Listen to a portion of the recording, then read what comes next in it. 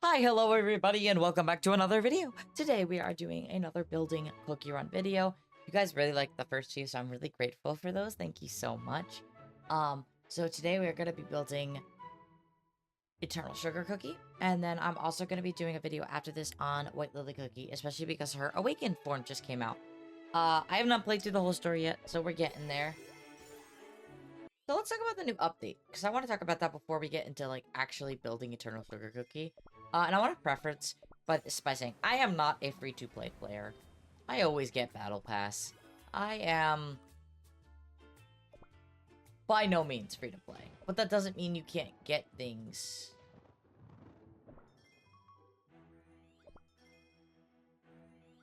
So right now we have a bunch of free things going on. I already got Awakened White Lily once. And we have the new cookie on the Gotcha banner, which is obviously White Lily Cookie herself. And then we have the feature cookie, which is Salt Cellar Cookie.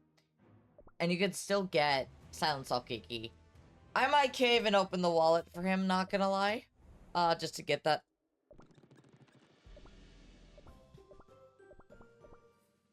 You know, extra bonus star, hopefully. But currently, we have our newest chapters of Beasties out, so this video might contain very slight spoilers for just what it looks like. Just an FYI, so if you're not interested in that, make sure to click off for a bit and play the story. So far, I haven't finished the story yet. And I'm very excited to see what happens with Lily Cookie and Dark Enchantress Cookie. Because both of them, not what I want to click on, both of them are really cool characters. So, talking about Eternal Sugar. You deserve a moment of... I love her so much. So, Eternal Sugar Cookie is a bomber cookie, and her element is poison. Currently, I have a legendary spicy biscuit on her.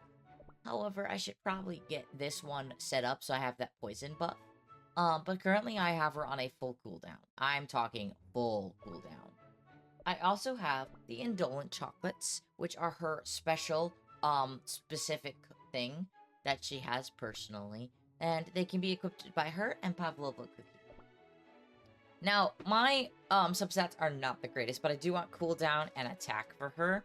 Maybe a little bit of damage resist, but that's about it. I really want that cooldown. And for her topping tart, I also have a cooldown. Her, like I said, Biscuit is full cooldown. You can add some attack in there if you really want to. And I do have her costume buff because I have both her and Holly Berry's costumes. So those are extremely important. She's also a middle bomber, which I mentioned before, and I have her at max and 3 stars. Let's talk about her skill. Eternal Sugar Cookie floats atop a cotton candy cloud, restoring her own HP and gains HP shield and immunity. She summons a something breeze, I can't read that, charming enemies and dealing periodic damage. Affected enemies suffer from delightful temptation debuff, while immune targets receive damage. Afterwards, the sugar coating cracks, dealing damage and putting enemies into an enchanted state. The enchanted's duration increases based on the number of charm stacks. When enchantment is dispelled, its duration is over, or the target is immune, the effect changes to laxness. If the target is immune, they receive additional damage. So, even if the target is immune, they do still get additional damage, quite frequently. Let's also talk about the fact that she heals herself, which is very important for her kit, because she can then float above and not take as much damage, and she's immune, which is great. Now, Eternal Sugar's Mythic Beauty makes, enemies who deal damage to her gain the Guilt debuff. At maximum stacks, guilds will deal damage to the target in proportion to their attack. So if the character has a lot of attack, they'll essentially take more damage if the guild stacks are maxed, which are super important. So you want her to get hit. So you want her to be damaged. The target will also receive increased damage and reduced healing, so that helps if you have other characters on the team. At the start of the battle, Eternal Sugar will appear floating atop a cotton candy cloud, surrounded by her cotton candy angels. Cotton candy angels will follow the rest of the team, buffing them on the battlefield. The stronger this effect becomes. Oh, I read that wrong. Buffing them and themselves, dealing damage and debuffing the enemies. The fewer team members are left on the battlefield, the stronger this effect becomes. So sometimes you do want characters to die, because then they become stronger. Eternal Sugar Cookie herself is resistant to Charm, Enchantment, and Laxness. So, here is what her actual things do. The Saccharine Breeze, healing plus 6% every 1.0 seconds for 7 seconds. The HP shields 85% of her max HP for 10 seconds, so you do want some HP in there. Her damage is 14 hits over 3.5 seconds and 62.8% poison damage per hit. And it ignores 40% of the target's damage resist. That is super important here, because it ignores that damage resist, meaning no matter how much they have, it's gonna be better. Charmed is 3.1 seconds. Delightful Temptation, which amplifies the debuff of a 10% shield. It amplifies the debuff of at 10%. Its shields go down at negative 15% for 15 seconds, and it stacks up to 3, so 3 times that. If the target is immune, it deals damage equal to 475.6% of their attack. So you really want to use this on characters who are immune. It's Delightful Temptation. Eternal Enchantment has Dazzling Light, which damages cookies at 113.8% of max HP and 1,317.8% of their attack, and ignores 40% of their damage resist. To others, which aren't cookies, like cake hounds and other monsters, it's 248.8% of attack and 1,317.8% of attack, and ignores 40% of the damage resist. So it's about the same thing, it just has a higher attack. It's of attack instead of max HP, as you can see here. Enchanted is 3 seconds plus 0.5 seconds increase per stack of Delightful Temptation if the target is immune. It deals more damage to 475.6% of their attack, which is key here because immunity is a lot for her kit. Laxness against cookies. Cooldown is slowed by 25% and attack speed is negative 35%. Healing is negative 10% for 18 seconds. Laxness to others, again, just cake hounds and other monsters. Their attack speed goes down 20% instead of the 35%, and the cooldown is slowed by 50% for 18 seconds. So Eternal Sugar is pretty good on normal fields and not in the arena as much anymore. She is still meta, but she's getting down. And then there's Mythic Beauty, which has her guilt effect. The damage is negative 10% for 15 seconds, stacks up to 3 times.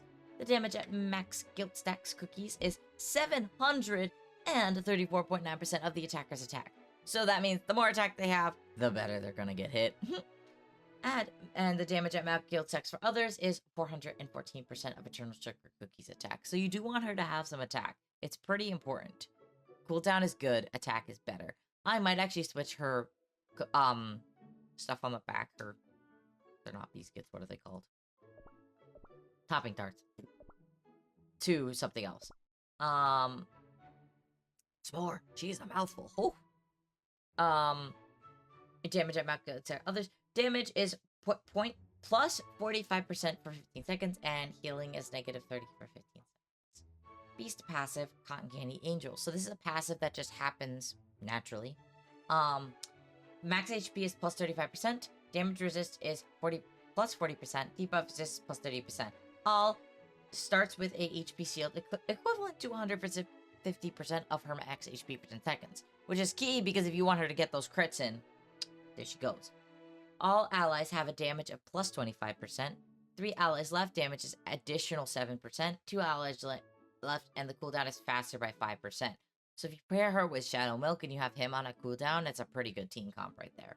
Cotton Candy Angel damage is up to 8 times hits over 4 seconds every 20 seconds to the enemies in the area. Damage per hit is 5% of attack, which is your attack, mind you, not theirs. 3 angels left, activated every 15 seconds, and attack is negative 12.5 for 15 seconds against the enemy, mind you. And if there's 2 allies left, it's activated every 10 seconds, and all elemental damage is plus 35% for 15 seconds. This all also benefits your team, and it's a great passive to have. Overall, Eternal Sugar Cookie is a pretty cool beast cookie. I currently have her at 3 stars. I would like her to get her to max, obviously, but that is all for Eternal Sugar Cookie's build. You can also build her with attack. I'm actually curious to see. 917. But if I go back to this, it's 950. So for mine, personally, she does better with cooldown. But yours, you can build with attack, and she might do better. Let me know what you guys want to see next, and what characters you want to see me build. But as of right now, that is it for Eternal Sugar Cookie. Thank you guys so much for watching, and I'll see you on the next one. Thank you so much to Nabush and Helia for being my Patreons for this month. If you guys want to be in a video, make sure to subscribe to the Patreon with the link down below. Thank you so much. Bye!